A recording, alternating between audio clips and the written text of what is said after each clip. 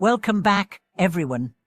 I'm truly grateful you're joining us again today for a deep and illuminating exploration into one of the most essential yet overlooked truths in spiritual practice. Today's topic might challenge your assumptions, but it will open your heart. Why is rebuilding the heart more important than rebuilding temples? What does it truly mean to change your destiny, not by doing more on the outside, but by transforming the inside? In our world, especially in religious or spiritual circles, there is great enthusiasm for constructing temples, adorning altars, offering incense, and donating for grand statues and monuments. These acts are not without merit. They carry cultural and devotional beauty. They provide sacred spaces for collective faith. But what if I told you that none of these utter gestures mean anything if the heart remains unchanged? What if, as some ancient masters say, your own mind is the true temple, and that unless you repair it, even the most ornate golden shrine cannot alter your fate? Today, we journey into the heart of what the Buddha truly meant by liberation, and we'll uncover why rebuilding your inner world is the only way to escape suffering, awaken joy, and plant the seeds of a life truly transformed. Let's begin with a story. There was once a wealthy man who dedicated an entire year to rebuilding a crumbling village temple. He imported wood from distant forests, hired the finest artisans, gilded every corner with gold. At the grand opening, hundreds attended. Everyone praised his generosity. But that night, he lay in bed restless.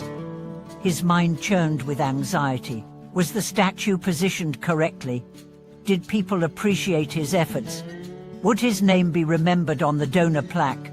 The next morning, he visited a quiet old monk in a nearby forest. The monk served him tea, then said nothing. Hours passed in silence. Finally, the monk asked, "You rebuilt a temple, but have you rebuilt your heart?" The question pierced like lightning, because while the man's temple stood tall, his inner temple, his patience, humility, detachment, compassion, remained in ruins. And that's the message for all of us. Spiritual life is not about decorating your surroundings. It's about illuminating your consciousness. The Buddha never sought fame, recognition, or external splendor. He renounced a palace, walked barefoot, taught under trees. Why? Because the temple is not the goal. Awakening is. This is not to say rebuilding a temple is wrong.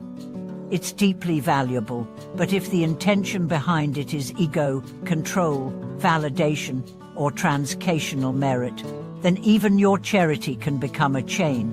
True merit doesn't come from how much you give, it comes from why and how you give. So how do we rebuild the heart? We start by recognizing its condition.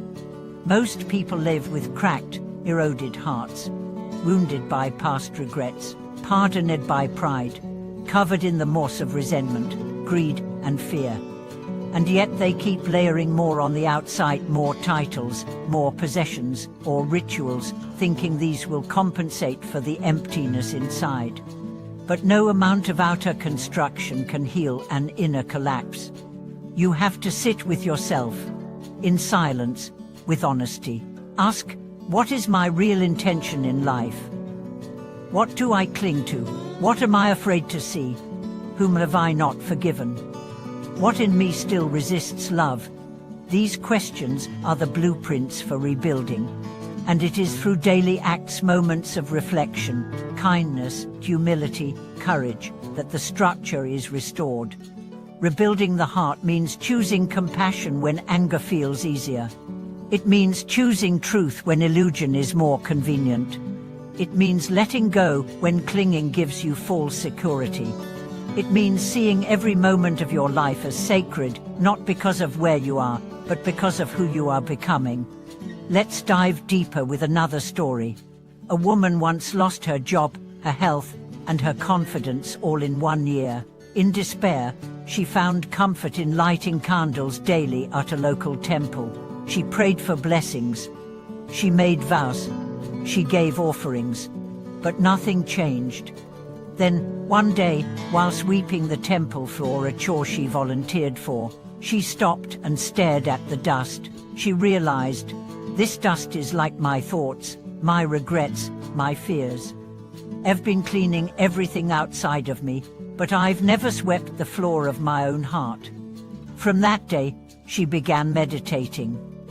She began journaling. She apologized to people she had judged. She stopped pretending to be perfect. She started being real. 6 months later, she smiled more. Her eyes were calm. Her body even began to heal. The temple hadn't changed. She had. This is the secret truth. The heart is the generator of all karma. If your heart is full of envy, even your charity becomes poisoned. If your heart is full of selflessness, even a glass of water you offer to a thirsty traveler becomes a 1,000-fold blessing. So why does rebuilding the heart change destiny? Because destiny is not outside you. It is shaped by your choices, your attitudes, your habits of thought and emotion. We often think fate is something fixed, written in stores, sealed by birth. But the Buddha taught that fate is fluid, moved by intention. In every moment, you are either tightening the chains of samsara or loosening them. Every moment is a brushstroke on the canvas of your future. When you rebuild your heart, you rewire how you respond to life. You stop being a victim. You become an artist of your own liberation. You begin to notice beauty again. You speak gently. You act from wisdom. You attract different people, different opportunities, not because the world changed, but because your energy did. But now, how do we sustain this rebuilding? Like any sacred project, it takes daily devotion. Start your day with silence, even 1 minute of conscious breathing. End your day with gratitude, even one sentence whispered to the stars. Practice forgiveness, not for their sake, but for yours. Speak truth, not to impress, but to liberate. Be generous, not to earn points, but because you can. Be still, not to avoid, but to listen. Each act is a stone laid into the temple of your being. And over time, this inner temple will shine so brightly that others won't even need to ask if you're spiritual, they'll feel it. Let's remember, the Buddha's shrine was the earth itself. His temple was the human body. His altar was the awakened mind. And you carry all of these right now. So as we close this reflection, I invite you to ask, what am I building in this life? A monument of appearance, or a sanctuary of truth? Have I neglected my inner temple while polishing outer rituals? Am I ready to return home, not to a building, but to the beating, beautiful sanctuary of my own soul? If this video has touched you, please share your thoughts in the comments. What does rebuilding the heart mean to you? What practices help you reconnect with your essence? And if you feel inspired, please like, subscribe, and share this message with someone whose soul might be waiting to come home to itself. Thank you for watching this video. May your inner temple rise strong and radiant.